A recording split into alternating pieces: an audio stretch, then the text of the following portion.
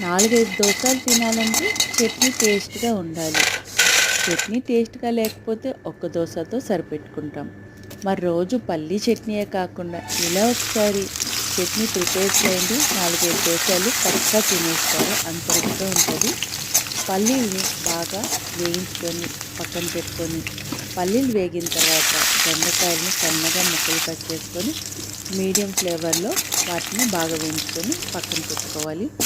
తర్వాత అదే ఆయిల్లోని పచ్చిమిర్చి, ఎండుమిర్చి, అల్లం అవి కూడా వేయించుకొని పక్కన పెట్టుకొని, ఇప్పుడు ఒక పెద్ద ఉల్లిపాయ తీసుకోవాలి. అది కూడా బాగా వేయించుకొని 4 టమాటాలు కూడా కట్ చేసుకొని అవి కూడా వేయించుకోవాలి. ఇవన్నీ చల్లగయ్యాక అందులో కొంచెం చింతపండు, ఉప్పు, జీలకర్ర వేసి మిక్సీ కొట్టుకొని తాలింపు వేసుకొని దోశతో ముంచుకొని తింటుంటే అబ్బా అంటారు. మీరు కూడా ఒకసారి ప్రిపేర్ చేయండి. ఈ వీడియో నచ్చితే లైక్ చేయండి, షేర్ చేయండి.